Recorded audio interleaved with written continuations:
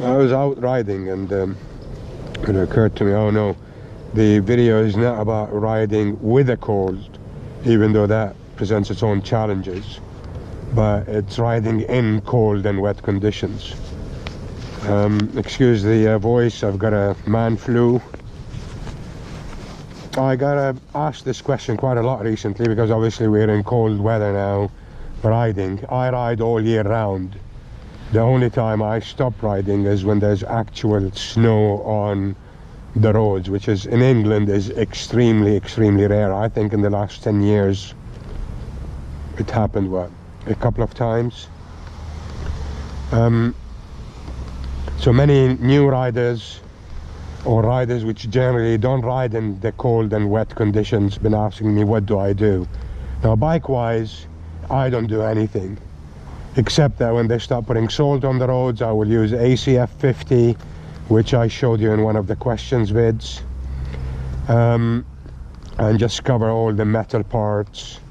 Obviously be very careful, none on the brakes or the seat or the tires or the grips, and that's about it. I don't change tires because, to be honest, in the UK it doesn't warrant it. Certainly for wet weather, no. All modern tires are capable of handling wet conditions, and it depends on the rider as well.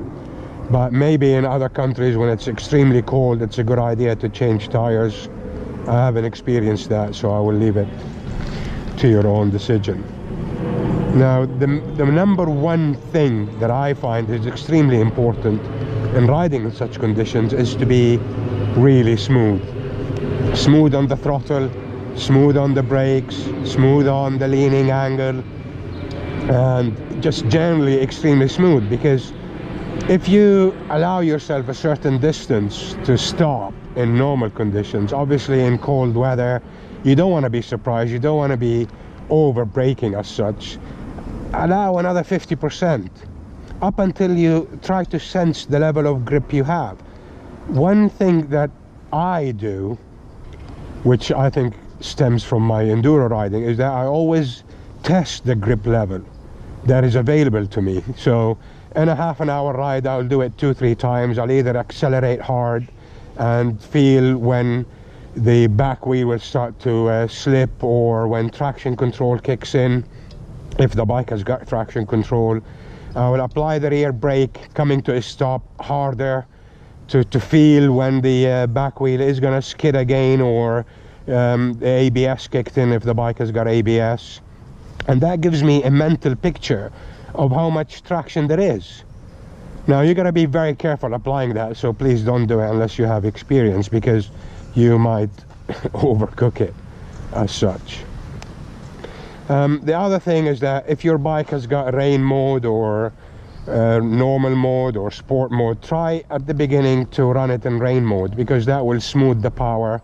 It's not going to smooth out the brake, so careful on that, but it will smooth out the power.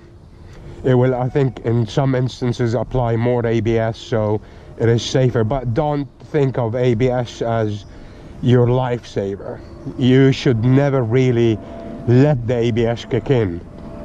And that's why I believe for learners to learn on a bike that has absolutely no rider age is extremely important, because once you come to ABS, then it helps you in extreme conditions. I mean, I honestly can't remember the last time I had ABS kick in, so don't depend on it.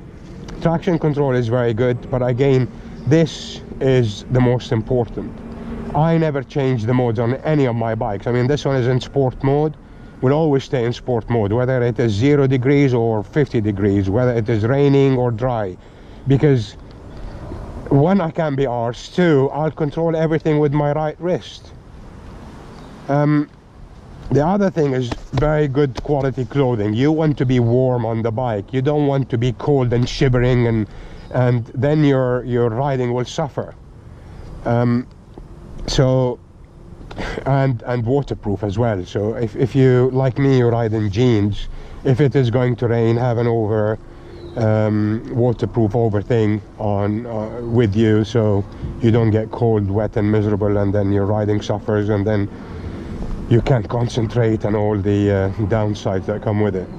I find a merino wool underlayer works extremely good, and I've been using it for years, and I don't buy them from motorcycle manufacturer specific ones, because they go stamp Dainese or Raqqa or whatever, and they charge you double for it. I always buy them from outdoor activity places, especially for skiing or mountaineering or whatever, and merino, they remove the itchy part of it, and it is just fantastic. I mean, some people say, aren't you cold on the bike? And I will tell them, you know what, I'm as warm, if not warmer sometimes, than being in a car. It all depends on how you prepare yourself. What else?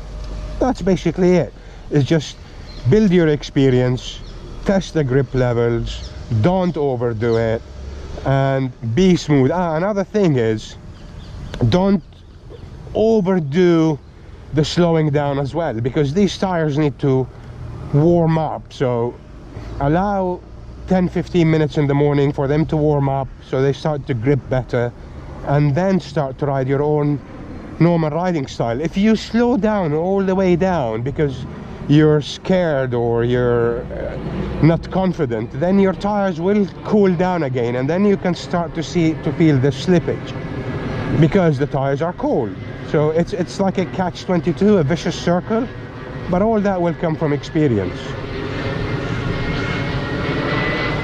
It's good to see one of my bikes dirty, eh? I use them all year round, guys. They are not garage queens. I like them clean. I always clean them, but there's your proof, your evidence.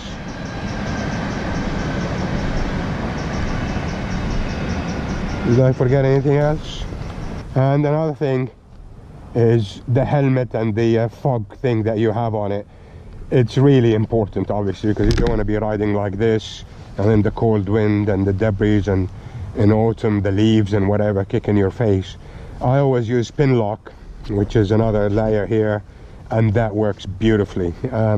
For it, I found out for it to be really effective is you need to change it every year or two, and I actually change it every year, but some people, you know, would last 2-3 years.